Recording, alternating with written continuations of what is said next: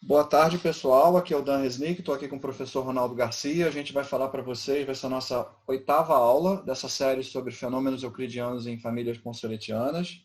É para o 33º CBM, Colóquio Brasileiro de Matemática do INPA, nesse ano de 2021. Hoje vamos falar de outras famílias concêntricas.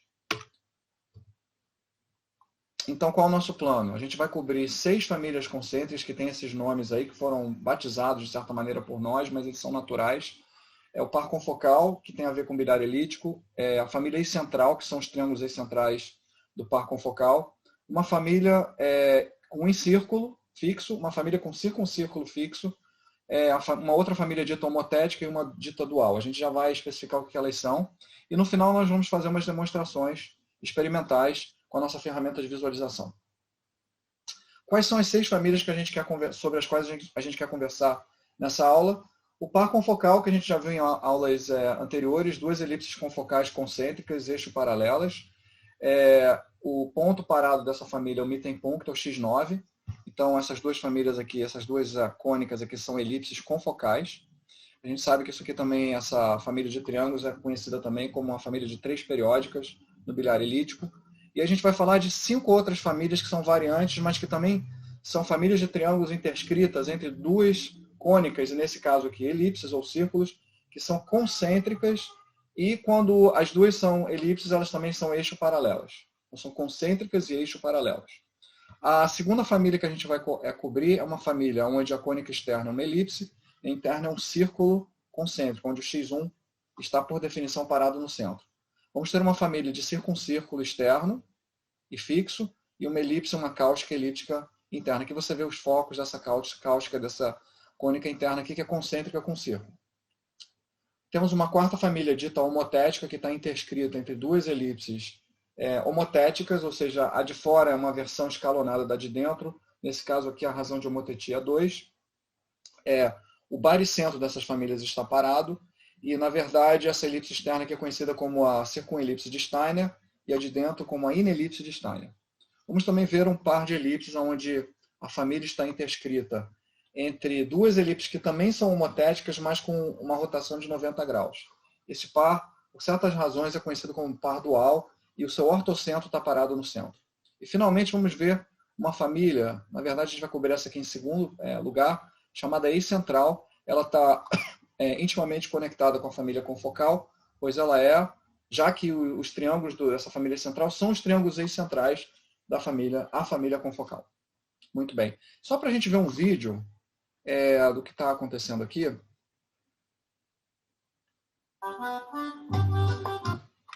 Vocês estão vendo aqui as 6 famílias em movimento. São famílias consoletianas, interscritas entre 2 cônicas, nesse caso entre 2 elipses concêntricas, e eixos paralelos, nesses 6 casos. Então, o que a gente vai fazer hoje é investigar se há propriedades euclidianas dessa família, ligadas à losse, ou à conservação de quantidades métricas facilmente mensuráveis, etc. e tal. Ok? Então, vamos voltar. Ok. Antes da gente começar, vamos falar de um conceito bem genérico. Essa vai ser a única equação nessa apresentação. Basicamente é o seguinte, existe uma condição chamada de Cayley, porque esse matemático, Cayley, no século XIX, foi o primeiro a escrever explicitamente quais são as condições geométricas que 2 elipses, 2 cônicas devem obedecer para que elas admitam uma família N periódica, quando N pode ser um número qualquer, pode ser 3, 4, 5, 6. Mas para o caso n igual a 3, quando o par é concêntrico e eixo paralelo, até eu vou escrever aqui, que eu não escrevi isso, concêntrico e eixo paralelo. O alinhado, né? Eixo alinhado. O eixo paralelo, como a gente chama. Vou escrever paralelo, porque esse é o termo que a gente usa no livro. Essa condição de Cayley, ela se reduz a algo muito simples. Então, imagina que a sua elipse externa tenha semi-eixos Azinho, Bzinho, e a elipse interna, que é a concêntrica e eixo paralelo, tenha semi-eixos Azinho sub C e Bzinho sub C. Então, a condição de Cayley se reduz a essa equação super elegante. Então, quando você começa a impor as restrições geométricas que geram... Eu quero um par de elipses confocal, que admita uma família 3 periódica. Como você já sabe que o par é confocal, uma vez que você define Azinho e Bzinho, já que o par é confocal, você vai ter que AC ao quadrado menos BC ao quadrado tem que ser igual a A ao quadrado menos B ao quadrado. Então você só precisa resolver, você impondo essa condição de Cayley aqui, você tem uma solução única. Tá certo? Para o par confocal. Da mesma maneira, se você impõe que o par tem um em círculo, ou seja, AC igual a BC, quando você impõe essa condição aqui, e você especifica quem é esse raio aqui, você já tem uma solução única para a elipse de fora. E assim por diante. Ok? Então, essa equação aqui que a gente vai usar para, uma vez que você define uma das cônicas, definir quais são os dados da interior ou da exterior. Bom, vamos revisar rapidamente o par confocal. Vocês vão se lembrar que o Mittenpunkt X9 está parado. Vocês vão se lembrar também que o locus do incentro é uma elipse. E a gente, de fato, acha que o único par n igual a 3, cujo locus do incentro é uma elipse não degenerada, ou seja, ela não é um ponto, mas ela é uma curva, é o confocal. Então, é interessante, quando a gente chegar ao fim dessa apresentação de hoje, a gente vai ver que o incentro, nessas 6 famílias, só é elíptico para o par confocal. O par com círculo ele é um ponto, tá? Mas vamos chamar isso de degenerado. Então, a gente viu que o locus do X1 e dos excentros, que não estão sendo mostrados aqui, são elipses. E essa família aqui tem como invariantes métricas o perímetro, que é uma propriedade de todas as n periódicas no bilhar. O perímetro é conservado. Vocês lembram que o professor Ronaldo falou na aula anterior que tem uma outra conservação, a integral de Joachim-Stahl, uma constante de Joachim-Stahl, que também é conservada, e tem a ver com o fato de todos os segmentos da trajetória estarem tangentes à cáustica, a uma cáustica confocal. Um outro invariante que nós conversamos há 2 aulas anteriores é a soma de cossenos. Lembra que essa família conserva a razão de Rzinho por Rzão. Né? Então, vou até escrever aqui para a gente não esquecer. Rzinho sobre Rzão, ou seja, a soma de cossenos. Então, isso aqui são propriedades básicas dessa família. E a gente vai sempre olhar para essas famílias com dois óculos. Né? Tem um óculos dos centros, como se chama isso? Locus, Ronaldo me ajuda, lugar geométrico. Dos lugares geométricos dos centros triangulares e também do ponto de vista de invariantes métricas que possam se manter constantes. Então, aqui a gente está falando de um locus, que tem essa propriedade de ser uma elipse, e aqui a gente está falando de algumas invariantes, quantidades métricas que você pode facilmente olhar para a figura e medir, o L, que é o perímetro. Não estou mostrando aqui o em-raio nem o circunraio, mas essa razão é constante. E aí isso aqui implica por uma relação de Feuerbach, que a soma de cossenos é 1 mais Rzinho sobre Rzão, então a soma de cossenos dessa família também é constante. Bom, uma segunda família, que é diretamente ligada ao bilhar, é a família de excentrais ao bilhar. Tá? Então, essa família de excentrais ao bilhar, a gente sabe que o locus dos excentros é uma elipse. A gente sabe também, o Ronaldo já falou disso num outro vídeo, que o locus dos excentros sobre a família 3 periódica no bilhar é rodado 90 graus. Ele é similar ao locus do incentro, que é uma coisa bem interessante, né? Os excentros estão ligados geometricamente, o locus dos excentros está ligado geometricamente ao locus do incentro, a razão de eixos, uma é a recíproca da outra. Agora, como para todo triângulo, o ponto semediano x6 do seu eixo central coincide com o Mittenpunkt, automaticamente a gente sabe que o Mittenpunkt dessa família está parada, ou seja, como o semediano tem que coincidir, o semediano do eixo central tem que coincidir com o Mittenpunkt, a gente sabe que sobre a família de eixos centrais, o semediano dessa família vai estar parado. Tá? Duas coisas são como é que se diz, notadas também quando você faz experimentos, depois nós provamos isso. A soma de lados ao quadrado dos eixos centrais é conservada, então o perímetro não é conservado. Mas se você pegar os lados e levar os comprimentos de cada lado ao quadrado e fizer a soma, essa soma é conservada. E uma outra coisa interessante que deriva também da conservação de Rzinho sobre Rzão da família bilharesca, que é o órtico dos eixos centrais, é que o produto de cossenos dessa família aqui é conservado. Então, se os bilhares conservam a soma de cossenos, os seus eixos centrais conservam o produto de cossenos. Isso vem daquela outra relação que a gente cobriu há 2 aulas atrás, que o produto de cossenos é também uma constante vezes a razão de R sobre R, se não me engano, é meio ou 1/4 do órtico, né? Já que o biliar é o órtico. E por que o biliar é o órtico? Porque você vai ver aqui que os lados do eixo central são perpendiculares às bissetrizes, então, por definição, para todo triângulo, o triângulo de referência é o órtico do eixo central. Muito bem. Vamos falar de uma nova família aqui, que é a família com em círculo. Essa família, ela, por definição, ela tem um x1 parado, né? Porque você está falando que esses triângulos aqui vão ser dinamicamente tangentes a um círculo, né? Então, o que acontece? Você está falando que o encírculo dessa família é estacionário e o centro do encírculo é o incentro. Então, essa é a única outra família ponceletiana de todo o espaço de famílias ponceletianas possíveis, onde o incentro, ele vamos botar uma elipse degenerada. Ele é um ponto. Uma elipse onde os eixinhos do locus do incentro são 0. No caso do bilhar, o locus do incentro é uma elipse, não degenerada. Mas para nenhum outro par ponceletiano, temos que o locus do incentro é uma elipse. É uma cônica. Ok. O que é uma coisa muito interessante que a gente notou quando a gente começou a mexer com essa família, e que não é óbvio num primeiro momento, é que o circunraio dessa família é conservado. Então, botei aqui que o Rzão dessa família é conservado. E como o Rzinho, que é um em-raio, por definição é constante, se você faz uma simulação, um experimento, e nota que o circunraio também é conservado, e depois você prova isso, né, como a gente fez no paper. Então você está falando, ok, Rzinho sobre Rzão dessa família tem que ser conservado. Ou seja, ela também deve conservar a soma de cossenos. Ela não conserva perímetro, mas ela conserva a soma de cossenos. Então ela é aparentada do bilhar. O bilhar conserva soma de cossenos e razão Rzinho sobre Rzão. Um implica o outro, né?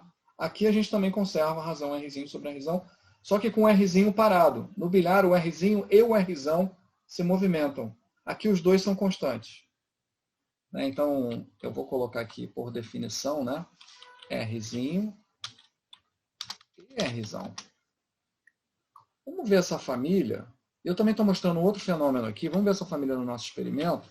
Mas eu estou mostrando um fenômeno também que o locus do circuncentro, que é o centro desse circuncírculo aqui, é um círculo.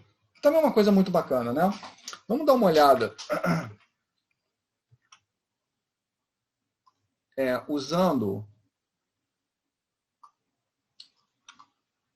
esse nosso sistema experimental aqui, eu vou selecionar uma família aqui, que é a família com em círculo, vocês estão vendo ela se mexer aqui, e eu vou acender, vocês estão vendo que o x1 está parado, eu vou acender o x3. Está aqui o x3. Então, o locus do circuncentro é um círculo. Vamos acender também o próprio circuncírculo.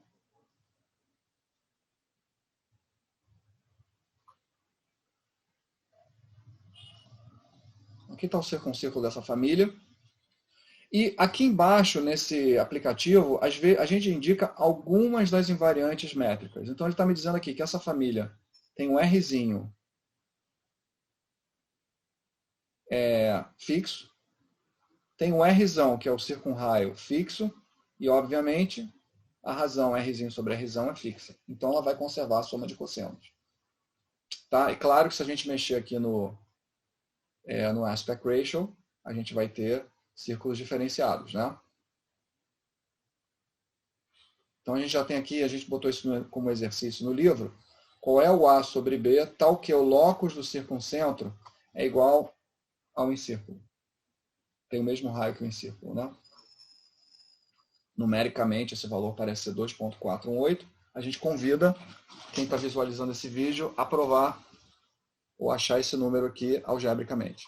Ok? Muito bem. Vamos voltar lá para a apresentação.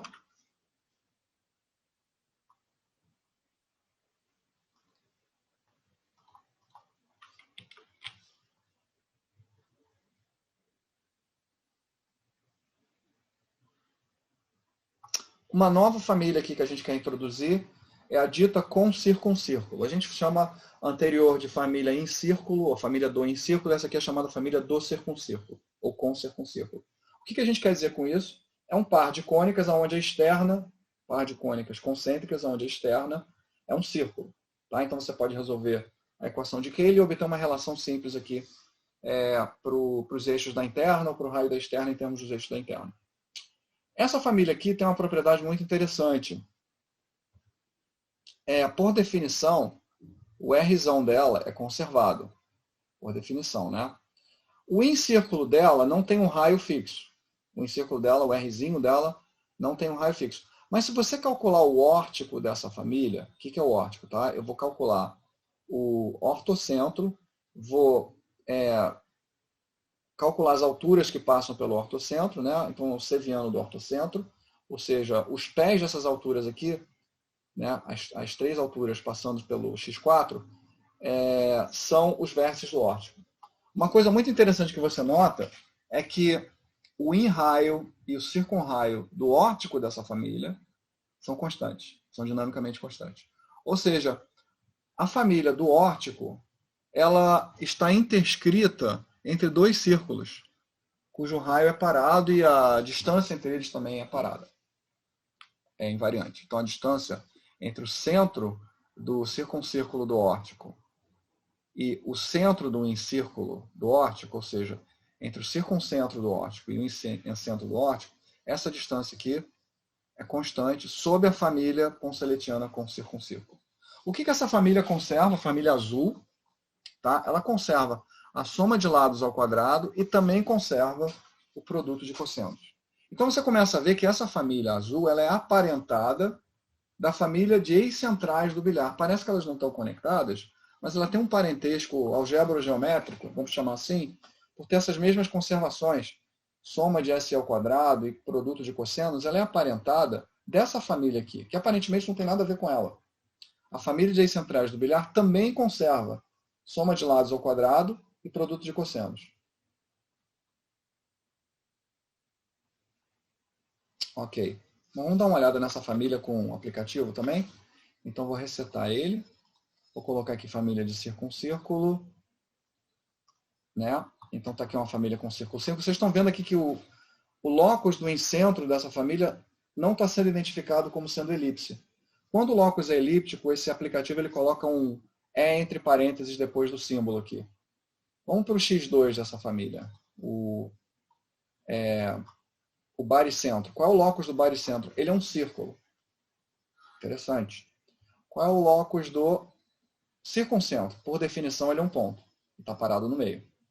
Tá? Então, vou usar esse outro canal aqui para olhar para outros locus. Então, está aqui o locus do circuncentro, do circuncentro parado e do baricentro. Certo?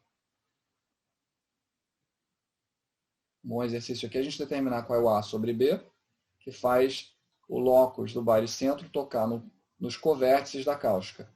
E só numericamente aqui a gente está vendo que esse valor é 4. Então, prove que o valor é 4. Onde o locus do baricentro toca nos covértices dessa cáustica. Né? Muito bem. Vamos dar uma olhada no locus do ortocentro. Está aqui o locus do ortocentro. Ele é um círculo, tá? Agora, vocês vão se lembrar que a gente estava falando de algo especial sobre o órtico dessa família. Vamos desenhar o órtico dessa família. Vou botar aqui, eu quero o triângulo órtico dessa família. Ele está aqui. Esse é o triângulo órtico dessa família. Agora eu quero desenhar esse triângulo órtico. Eu vou querer desenhar, e vocês estão vendo aqui que esse x4, que isso aqui é o locus do x4 da família original, é uma elipse, eu vou desligar ele, tá? Eu vou só focar na família original, com circuncírculo, e no seu órtico. Eu vou tentar desenhar aqui o circuncírculo dessa família, tá? Então, estamos com o órtico aqui. Vou colocar circuncírculo. Está aqui. E eu vou agora desenhar o encírculo desse órtico. Então, o órtico está aqui. Eu acho que eu preciso desligar isso aqui vira referência. Só para eu não me confundir.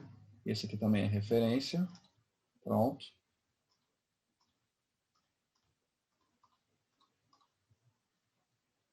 Isso. Esse é o triângulo de referência. Eu poderia mostrar o ortocentro dele, que é um círculo. A gente tinha visto isso antes. O caminho do ortocentro sobre a família 3 periódica com circuncírculo, o locus dele é um círculo. Tá? E vamos agora colocar o incírculo do órtico. Então está o órtico aqui. Eu vou colocar o incírculo do órtico. Está aqui o incírculo do órtico.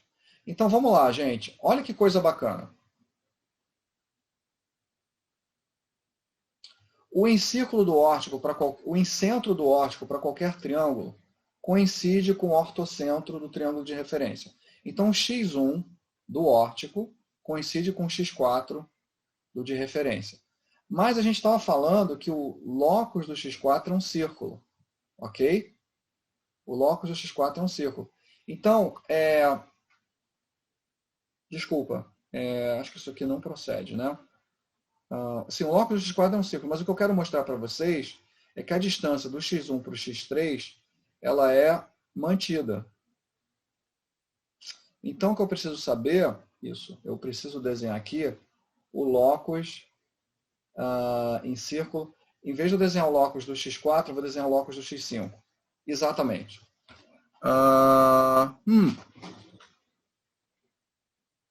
Vamos ver se isso aqui procede. Vamos ver se isso aqui procede.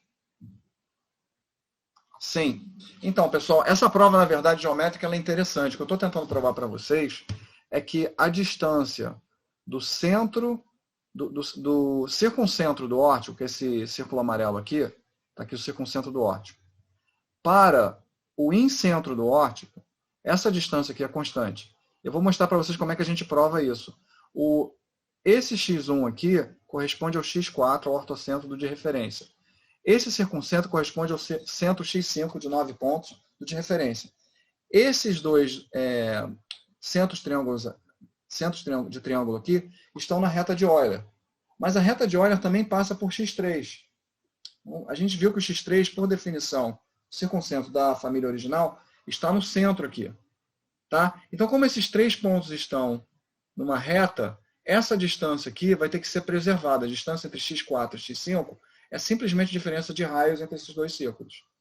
Ou seja, você pode considerar a família de órticos como estando interscrita entre esse círculo amarelo, que é móvel, e esse círculo verde, que também é móvel. Só que a distância entre os centros desses dois círculos é constante. Tá? Então, a gente pode pensar na família de órticos como sendo uma família bicêntrica que está rodando. É uma família interscrita entre dois círculos, também é conhecido como família porística, só que essa família porística está rodando. Se você eliminar essa rotação, você vai obter o que a gente chama de família porística, né? O que é família porística? É essa família aqui. É uma família de triângulos interscrita entre dois círculos não concêntricos. Então, toda essa explicação aqui, eu vou voltar lá ao slide, para dizer que a família de órticos da família com circuncírculo é uma família porística módulo uma rotação rígida. Ou, perdão, uma transformação rígida, porque você precisa também fixar o x1 em algum lugar. Se você fixar o x1 e você aplicar a rotação necessária, você vai, dessa família aqui, através de uma transformação rígida, que só envolve translação variável e rotação variável, ambas rígidas, compostas, você vai dessa família para uma família porística. Então, aqui a gente vê, e eu estou falando do órtico aqui, tá? Então, o órtico dessa família está intimamente ligado à família porística. E como o órtico e a família porística conservam Rzinho sobre Rzão, por definição, porque o circunraio e o inraio dessas famílias é constante, elas também estão ligadas intrinsecamente ao bilhar, que também conserva Rzinho sobre Rzão, e também a família com em círculo, que conserva Rzinho sobre Rzão. Então você começa a ver uma parentela, tá? Você começa a pensar em parentela entre famílias, de acordo com essas invariantes. Muito bem. Vamos para uma quarta família, que é a família homotética. A família homotética, ela pertence a outro braço dessa clusterização ponceletiana, tá? Vocês vão ver, o tipo de conservação dela é diferente do tipo de conservação que a gente viu até agora. Primeiramente, o que é uma família homotética? Você tem uma família de triângulos, como a gente falou antes, interscrita entre duas elipses. A elipse externa se chama a circuncônica de Steiner, centrada em x2, o baricentro, e a interna, a inelipse de Steiner, também centrada em x2, e é conhecido isso da teoria de triângulos, que essas duas cônicas, essa circuncônica e essa incônica, são homotéticas com uma razão de homotetia igual a 2. Ou seja, a área da externa é 4 vezes a área da interna, os eixos da externa são o dobro dos semi-eixos da interna e assim por diante. Bom, a gente estava olhando despretensiosamente para essa família, quando a gente começou a estudar ela, e a gente descobriu algo extremamente surpreendente. Os ângulos de Broca dessa família, o ângulo de Broca dessa família é conservado. Vamos falar um pouquinho sobre o que é o ângulo de Broca.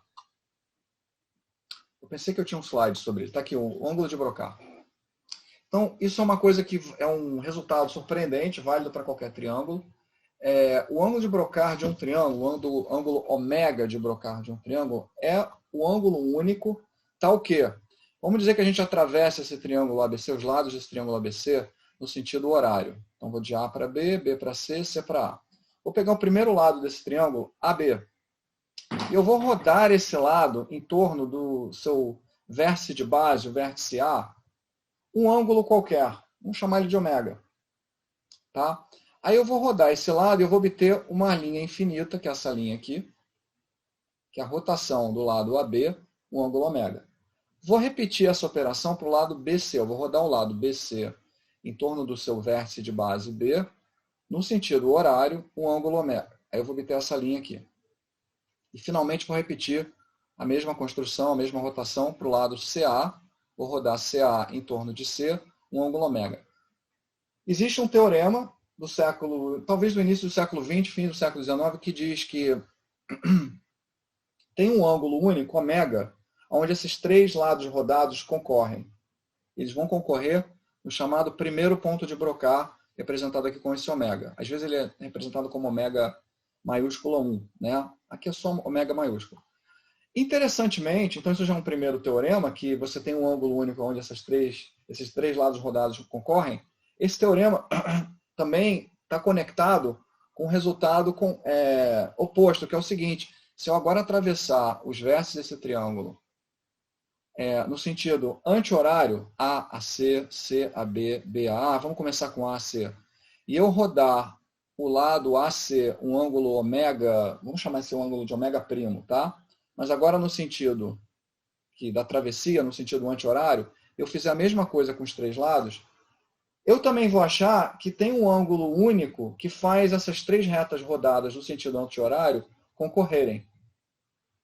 O que é mais interessante aqui é que o ômega anti-horário tem que ser igual ao ômega horário.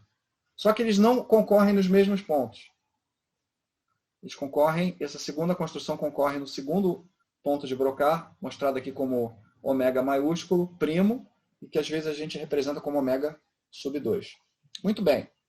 Quando você estuda a família homotética, e vou mostrá-la aqui. Vou mostrar a família homotética. Você olha para ela despretensiosamente. Você fala, ok, isso é uma família de triângulos, ela é interessante.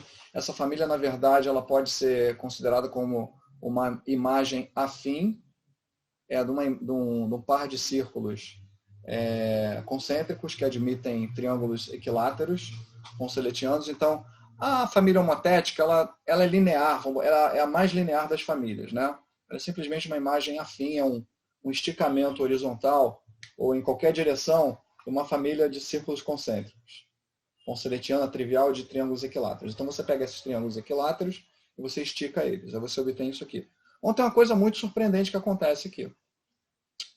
Primeiro, a área dessa família ela é conservada pela propriedade afim que eu acabei de descrever. Então, a gente está mostrando aqui que a área dessa família ela é invariante. Lembra que o grupo de transformações afins preserva a razão de áreas, né?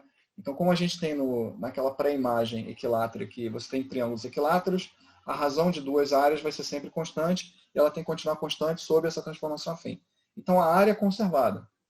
Uma outra coisa que você nota é que a soma de lados ao quadrado também é conservada, mostrando um certo parentesco, mas só com metade do DNA, com outras famílias que conservam soma de lados ao quadrado. Então, essa família está conservando a soma de lados ao quadrado. Bom, a razão soma de lados ao quadrado dividido por 4 vezes a área é igual ao ângulo de Broca. Soma de lados ao quadrado dividido por 4 vezes a área é uma expressão para qualquer triângulo do ângulo de Broca. Então, o corolário imediato disso é que essa família vai conservar o ângulo de Broca. Eu estou mostrando até aqui que ela está conservando a cotangente do ângulo de Broca. Eu vou explicar para vocês por que a gente está usando cotangente aqui. Mas voltando lá para os slides, e só para a gente relembrar aqui que essa família mantém o x2 parado, né? O baricentro dela está parado.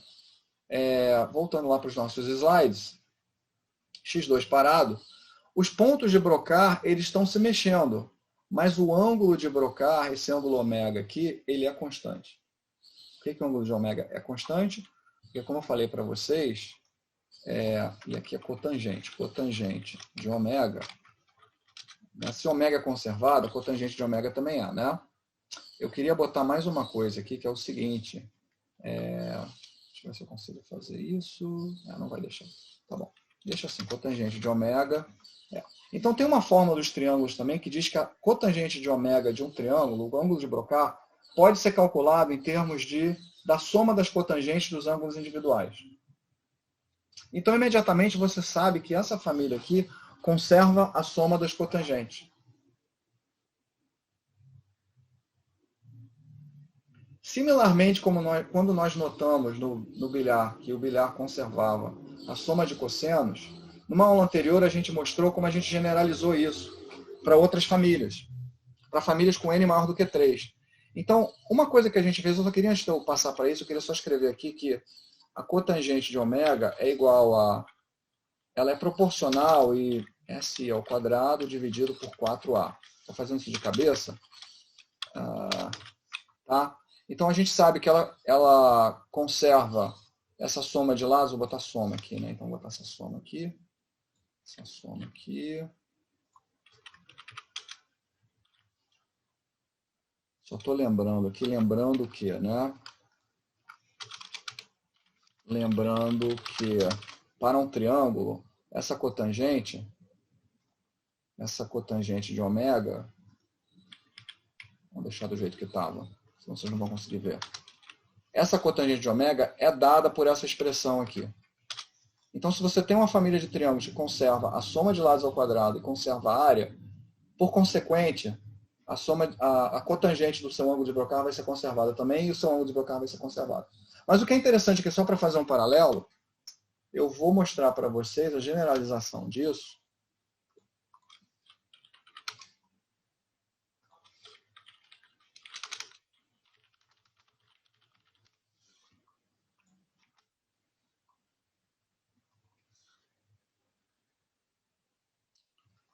Você descobre que para n igual a 3, a soma de cotangentes e o ângulo de Broca é conservado. Ou seja, essa soma de cotangentes é a cotangente do ângulo de Broca. Ela está sendo conservada aqui. Tá? Vamos ver se esse vídeo ele apaga o que está ali em cima para a gente poder ver o que está por cima dele. Sim. Então, quero que vocês notem ali n igual a 3 no canto superior esquerdo. Escolhi um aspect ratio da elipse externa como sendo 1.3. Estou mostrando que a área é conservada pela propriedade afim. E a soma de lados ao quadrado é uma coisa mais envolvida, que também consegue ser provada. A gente também consegue provar. Ela é conservada também. Aí você faz a geometria do triângulo. Você fala, ok, meu ângulo de Broca é preservado. Interessantemente também, a soma de cotangentes ao quadrado. E a gente tem um paper que está em progresso agora, onde a gente prova que isso também é conservado. Aí você fala, ok, deixa eu ver o que está acontecendo para o n igual a 4. Aqui, ó. Será que eu consigo fazer essa generalização indutiva, como a gente fez para as N periódicas do bilhar, onde a gente achou que a 3 periódica no bilhar conservava a soma de cossenos, e aí testamos nas N periódicas e todas elas conservam? Então, a gente acaba vendo a mesma coisa aqui. O n igual a 4 mantém a soma de cotangentes igual a 0. Isso tem a ver com o fato que essa família aqui é uma família também de paralelogramos. Então, a soma de cotangentes vai ser igual a 0. Aí você vai para o n igual a 5, cruza os dedos e fala, será que algebra geometricamente isso é uma coisa mais profunda dessas famílias? Que são imagens afins de famílias de polígonos regulares? E aí você nota que sim, essa família conserva a soma de cotangentes e também a soma de cotangentes ao quadrado e também a soma de lados ao quadrado. Comprimentos de lados ao quadrado, né? Isso é verdade para n igual a 6, n igual a 7, n igual a 8. Então a gente ficou super feliz, né? Da mesma maneira que quando a gente descobriu, se você fizer um análogo, né? O bilhar conserva perímetro e soma de cossenos. A família homotética conserva área. E se você quiser, isso aqui é um perímetro quadrático, né? A soma de lados ao quadrado. No bilhar você está conservando a soma de lados. E o bilhar também conserva Joaquim-Stahl, né? Aqui talvez o que seja análogo, que você tem duas conservações fundamentais, que é a área e a soma de lados ao quadrado.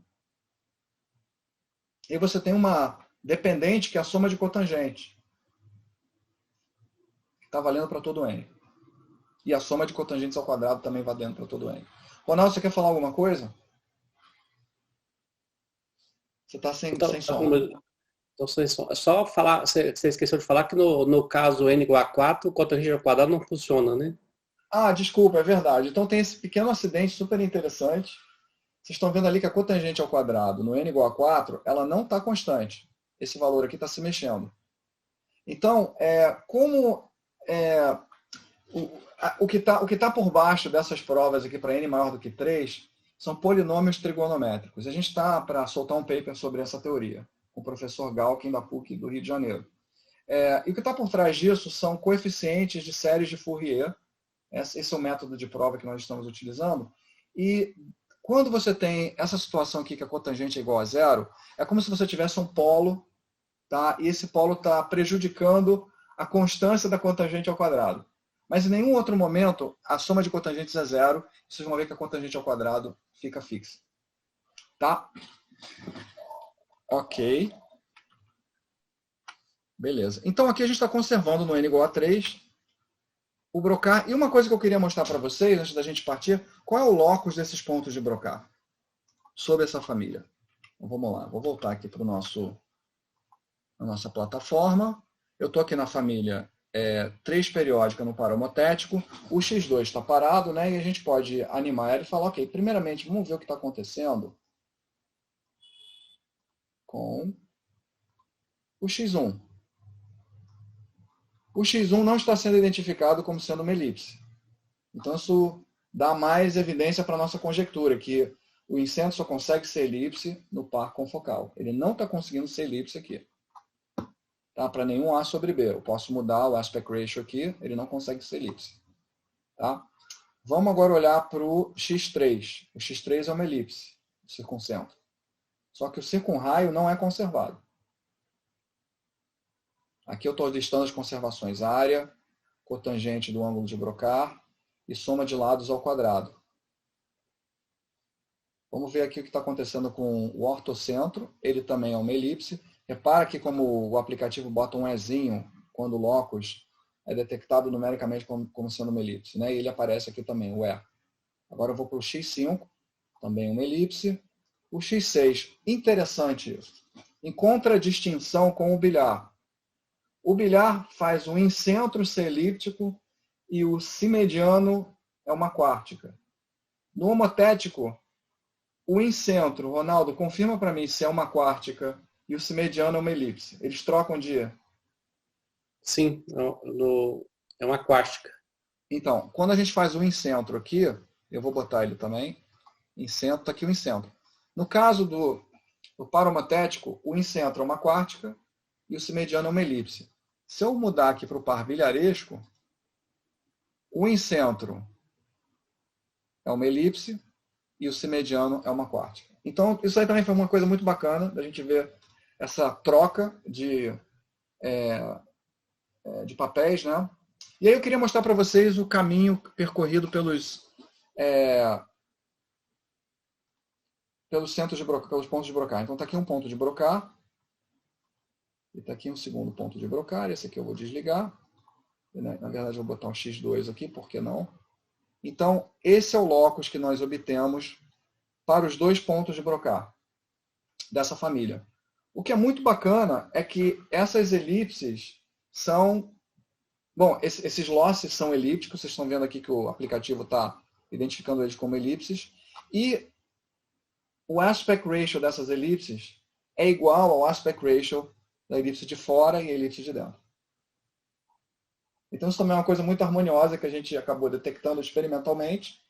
E aí a gente deriva, num dos nossos papers, os eixos, e está como exercício, eu acho, dentro do livro, a seguinte pergunta: qual é o valor de A sobre B que faz esses locos ficarem internamente tangentes à cáustica ou à inelipse de Steiner?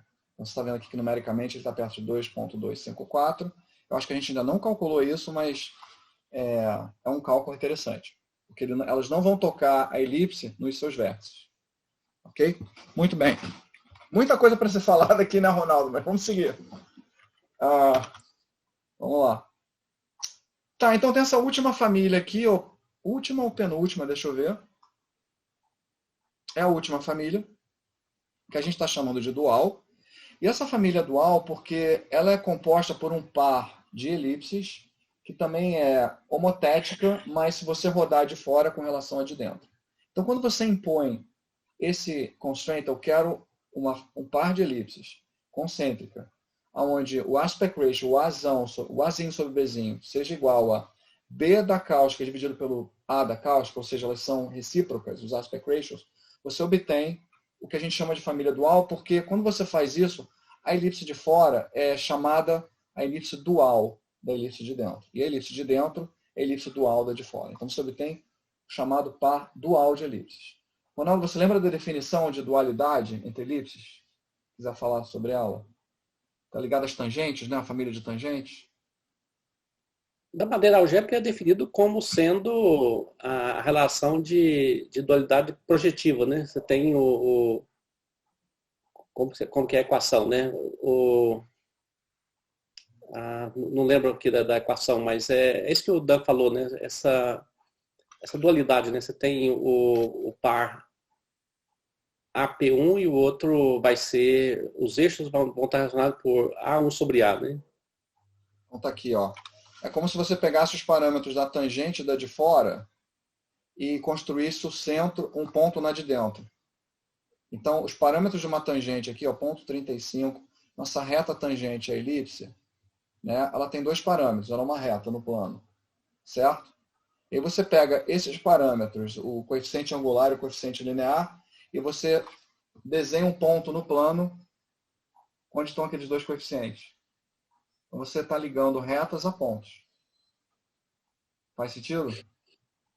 Ronaldo, você... Assim, o que eu estava fazendo é mais simples ainda de dizer que, algebricamente, você define a elipse por uma equação AP escalar P igual a 1, e o dual vai ser a matriz dual, né, desse processo, né? É trocar vetor por covetor, né, na linguagem física, ou trocar um ponto pelo funcional linear, né? Então, essa dualidade, então, você tem esse processo que você constrói esse par. E aí, a gente não vai se estender nisso, mas quando você olha para essa família dita dual, na verdade, a gente começa construindo ela impondo que a elipse de fora tem um aspect ratio recíproco à elipse de dentro. Quando você faz isso, você acha justamente o par dual, ou seja, essa elipse aqui vai ser o locus de pontos cartesianos cujas coordenadas são os parâmetros das tangentes à externa e vice-versa. Muito bem. Quando você faz isso, você descobre que o ortocentro dessa família está parado. Mas a gente já tentou de tudo com essa família e não conseguimos achar nenhum invariante métrico nela.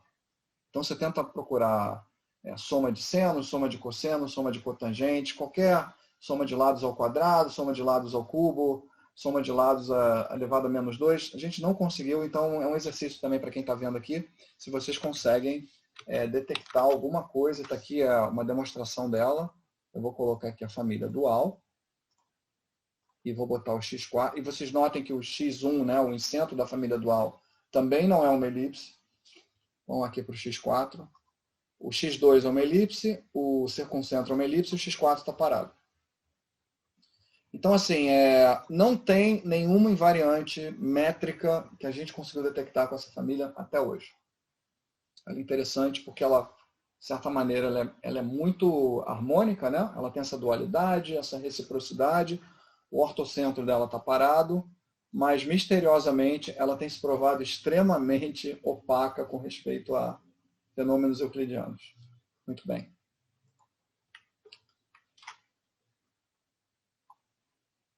Para resumir e terminar, né, a gente viu aqui 6 famílias.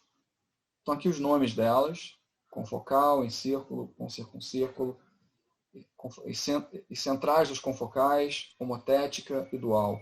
E aqui você nota que elas têm centros de Kimberlin relativamente elementares, né? O mittenpunkt, o incentro, o circuncentro, o simediano, o baricentro e o ortocentro, que estão parados no centro comum essas famílias.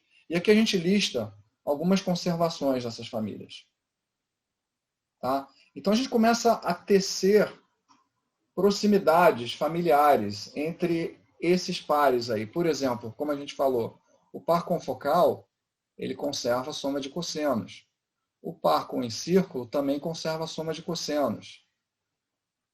O par porístico, que não está aqui, mas eu estou ilustrando ele aqui, ou seja, uma família de triângulos entre 2 círculos, também conserva a soma de cossenos. Porque o in-raio e o circunraio são, por definição, invariantes. Então, você começa a tecer esse primeiro grupo aqui, biliar, confocal, encírculo e porístico, pertencendo a uma primeiro bloco de famílias relacionadas. De que maneira elas estão relacionadas? A gente fala um pouco sobre isso no paper, as transformações entre elas, e devem ter também bases algebrogeométricas para essa semelhança. E aí você começa a ver um outro grupo. A família de circuncírculo com circuncírculo conserva a soma de lados ao quadrado e o produto de cossenos. A família de excentrais conserva o produto de cossenos e também a soma de lados ao quadrado. Talvez eu esteja errado aqui, eu acho que ela não conserva. Deixa eu só me corrigir se eu estiver errando. Eu não lembro isso de cabeça. Não, perdão, então isso é um erro meu. A família de excentrais não conserva a soma de lados ao quadrado. Ela conserva, sim, a soma de lados ao quadrado dividido pelo produto de lados. A soma de lados dividido pelo produto. Então, vou até corrigir aqui onde a gente falou da excentral. Ela não conserva isso aqui, tá? Ela conserva isso dividido pela soma. Então, vou tirar. Vou deixar só o produto de cossenos por enquanto, tá? Desculpa a confusão. Isso acontece. Então, esse cara aqui, ele tem uma parentela com circuncírculo, por ambos conservarem o produto de cossenos. Ele também tem uma parentela com os excentrais, a família excentral dessa família aqui bicêntrica. A gente vai ver isso numa outra aula, que não está sendo mostrado aqui, tá? E a família homotética, que está mais ou menos separada desse pelotão, né? Ela conserva, como a família de circuncírculo, a soma de lados ao quadrado, mas aí ela não conserva nem produto nem soma de cossenos, ela conserva a soma de cotangentes. Pense na função seno e na função cotangente, elas são pares com respeito a π sobre 2, né? Elas são pares com respeito a π sobre 2. A função seno e tangente, ela é par com respeito a 0. Então, a gente não encontrou ainda nenhuma família que conserve soma de senos ou soma de tangentes. Em nenhuma das nossas famílias estudadas até hoje. A gente já encontrou famílias que conservam soma o produto de cossenos e soma de cotangentes. Talvez exista uma que conserve o produto das cotangentes também. Não investigamos isso ainda. E a família dual, que não tem nenhuma conservação. Eu também estou mencionando outras coisas curiosas aqui, que a gente não mencionou anteriormente. A família confocal também preserva ou conserva a soma, e que teria que ter um símbolo de soma, das curvaturas elevadas a 2/3. Então, se você pegar os vértices da família confocal, calcular a curvatura da elipse externa nesses vértices, somá-las, ela conserva a soma dessas curvaturas, onde cada curvatura é elevada a 2/3. Isso também é verificado na família com circuncírculo. Ela vai conservar a soma das curvaturas elevadas a 2/3, mas que nos pontos de contato com a elipse interna. Nos pontos de contato com a elipse interna. Ok? Então, tem coisas ligadas à curvatura também aqui, tá? Vocês estão vendo aqui que a família homotética conserva a soma de curvaturas elevadas a menos 2/3. Interessante isso. Quais são as bases algebrogeométricas para essas conservações? Ainda tem muita coisa misteriosa. Em certas coisas a gente detecta o fenômeno e depois prova, na maioria das vezes, mas na maioria dos fenômenos a gente não sabe quais são as bases teóricas que estão explicando essa proximidade. Existe alguma plataforma algebrogeométrica aí que está aproximando essas famílias euclidianamente. Note que muitas dessas propriedades não são projetivas, não são afins, né? Distância não é afim, ângulo não é afim, distância ao quadrado não é afim, a posição de focos não é afim. Então, assim, você tem algum tipo de grupamento euclidiano aí, não trivial. Muito bem. Na próxima aula, eu vou falar um pouquinho mais dessa família porística, interscrita entre dois círculos, e vamos também cobrir uma outra família que está intimamente ligada à família homotética, chamada de família o porisma de Broca. O porisma de Broca é uma família de triângulos onde a cônica externa é um círculo e a interna é a chamada elipse de Broca, cujos focos são os pontos de Broca dessa família. Então, essa família é muito interessante porque os dois pontos de Broca estão estacionários nos focos da elipse interna. Então, a gente vai cobrir isso e ela é quase irmã da família homotética.